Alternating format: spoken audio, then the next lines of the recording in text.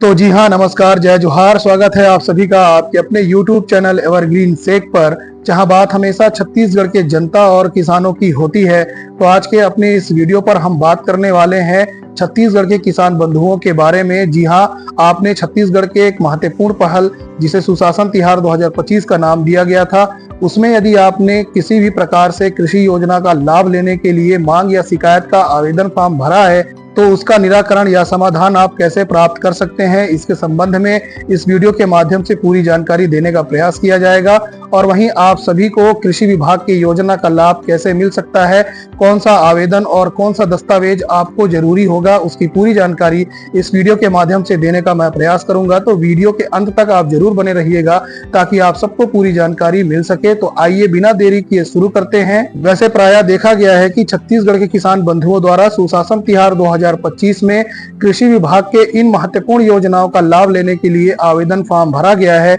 जिसमें कि मुख्य रूप से है प्रधानमंत्री किसान सम्मान निधि योजना, दूसरा है नलकूप बोर खनन योजना, और तीसरा है कृषि सिंचाई हेतु विद्युत पंप या पेट्रोल पंप का योजना, और चौथा है आपका कृषि यंत्र से संबंधित किसी भी प्रकार का यंत्र लेने हेतु योजना। और वहीं आप सभी को मैं बताना चाहूंगा कि आप इन सभी योजनाओं का किस आधार पर और कौन से आवेदन फॉर्म को डालकर और कौन से जरूरी दस्तावेज को लगाकर इन सारे योजनाओं का आप लाभ ले सकते हैं। तो आइए शुरू करते हैं। तो सबसे पहले हम बात करते हैं प्रधानमंत्री किसान सम्मान निधि योजना के संबंध में। जी हाँ, यदि आपने अभी तक प्रधानमंत्री सम्मान निधि योजना का लाभ नहीं लिया है, तो इसके लिए आपको नया आवेदन, नया पंजीयन कराना होगा, जिसके लिए आप अपने नजदीकी के सीएससी सेंटर में जाकर और चाहिए गए जरूरी दस्तावेज में, जिसमें आपका आधार कार्ड, आपका मोबाइल नंबर जो आधार कार्ड से लिंक हो, आपका बैंक पासबुक खाता और आपका भूमि से संबंधित दस्तावेज जिसमें ऋण पुस्तिका, B1 नक्शा खसरा, और हाँ, आपको साथ में राशन कार्ड,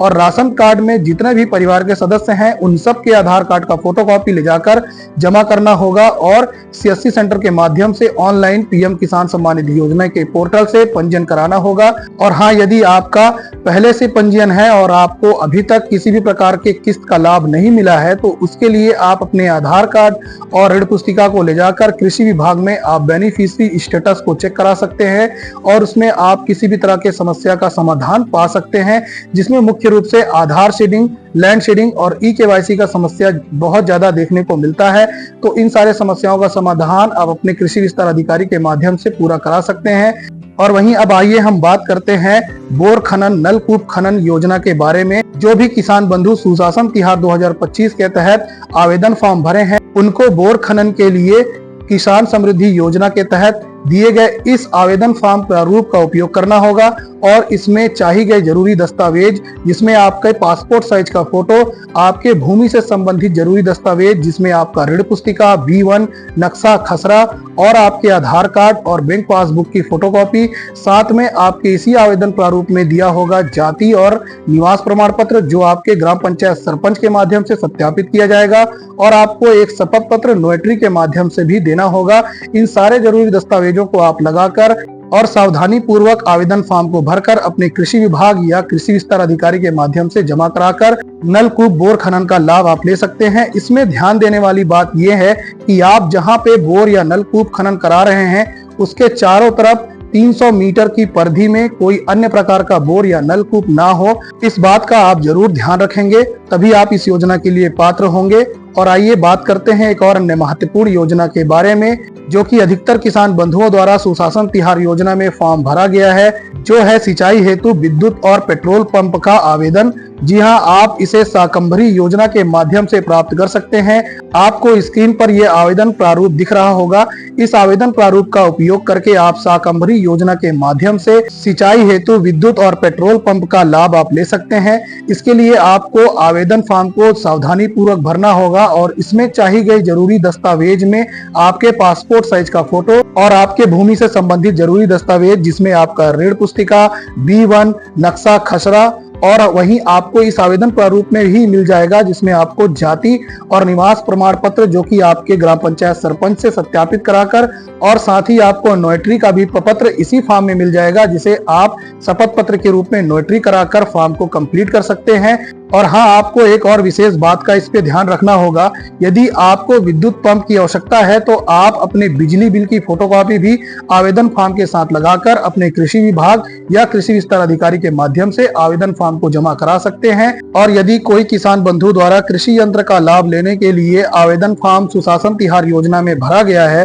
तो आप कृषि यंत्र योजना का लाभ कैसे ले सकते हैं, तो इसके लिए आपको इस आवेदन प्रारूप का उपयोग करना होगा, जो कृषि यांत्रिकीकरण प्रोत्साहन योजना के तहत आपको प्राप्त हो जाएगा। और आपको इसमें सावधानी पूर्वक दिए गए सभी जानकारी को भरना होगा और चाहिए गए जरूरी दस्तावेज, जिसमें आपके आधार कार्ड, आपका बैंक पासबुक, आपके भूमि से संबंधित जरूरी दस्तावेज में आपका ऋण पुस्तिका, B1 नक्शा खसरा, और वहीं आपका आवेदन फॉर्म में मिल जाएगा आपको जाति और निवास प्रमाण पत्र, जिसे आप ग्राम पंचायत सरपंच से सत्यापित कराकर, और आपको नोटरी फॉर्म भी इसी आवेदन प्रारूप में मिल जाएगा, जिसमें आप नोटरी कराकर फॉर्म को कंप्लीट करके जमा कर सकते हैं। और साथ ही आपको इसमें एक कोटेशन और सहमति पत्र की आवश्यकता पड़ेगी, जिसे आप लगाकर संबंधित कृषि विभाग में या आपके क्षेत्र के ग्रामीण कृषि विस्तार अधिकारी के पास जमा कर सकते हैं। और वहीं किसी किसान बंधु द्वारा सोलर पंप प्रतिस्थापन हेतु आवेदन फॉर्म सुशासन तिहार 2025 में भरा गया है, तो आप सोलर पंप प्रतिस्थापन योजना का लाभ कैसे ले सकते हैं,